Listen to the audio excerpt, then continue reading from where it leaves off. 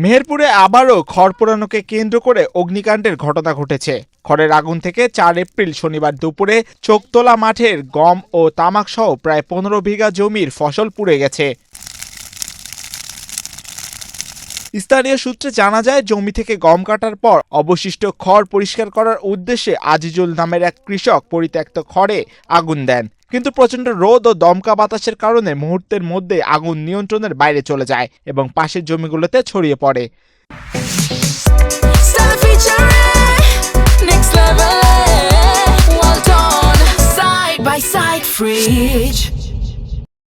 স্থানীয় কৃষক ও এলাকাবাসী প্রথমে নিজ উদ্যোগে আগুন নিয়ন্ত্রণের চেষ্টা চালালেও ব্যর্থ হন।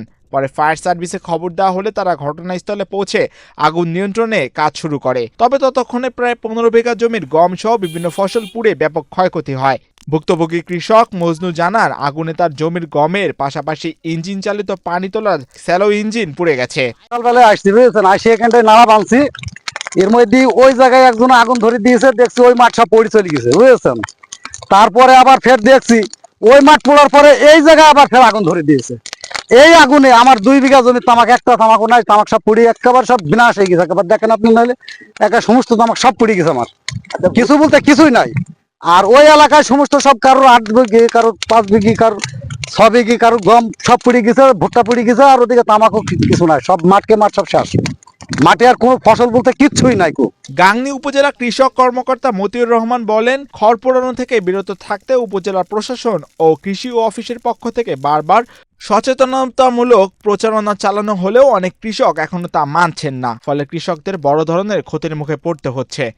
চেঙ্গারা মাঠে গমের নাড়া পোড়াতে গিয়ে এখানে একটা অগ্নিকাণ্ডের ঘটনা ঘটেছে। আমরা উপজেলা কৃষি অফিসের পক্ষ থেকে তাৎক্ষণিকভাবে এখানে উপস্থিত হয়ে সরেজমিনে এটা পরিদর্শন করেছি। আমরা জানতে পারলাম স্থানীয় একজন কৃষক তার জমিতে নাড়া পোড়াতে গিয়ে আগুন দেয় এবং সেই আগুনটা বাতাসে ছড়িয়ে পড়ে অনেকের জমিতে এখানে ছড়িয়ে যায়, যার কারণে এখানে কিছু তামাকের জমি ছিল, সেই তামাকের জমিতে আগুন দিয়ে তামাকের ফসলটা ঝলসে গেছে।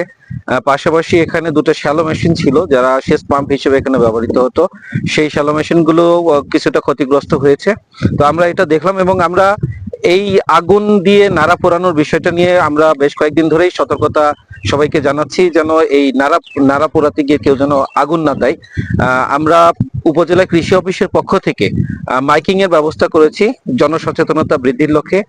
পাশাপাশি জুমার খুতবায় আমরা ইসলামিক ফাউন্ডেশনের মাধ্যমে ইমাম সাহেবদের অনুরোধ করেছিলাম তারা যেন জনসচেতনতা বৃদ্ধির লক্ষ্যে উপজেলা কৃষি অফিস এবং উপজেলা প্রশাসনের পক্ষ থেকে এই বার্তাটা সাধারণ কৃষকের মাঝে পৌঁছে দেন। আমরা সেইটাও বাস্তবায়ন করেছি। তারপরেও কিছু মানুষ অসচেতন ভাবে এই নাড়া পোড়াতে গিয়ে আগুন তারা দিচ্ছেন। আমরা এখনো তাদেরকে অনুরোধ করব তারা জন্য এই কাজটি না করেন, কারণ নাড়া পোড়াতে আসলে আগুন ব্যবহার করা উচিত না। এতে মাটির যে অণুজীব গুলো আছে তারা ধ্বংস হয়, মাটির উর্বরতা নষ্ট হয়, পরিবেশ দূষণ হয়। আমরা তাদেরকে এখান থেকে ফিরে আসতে অনুরোধ করব।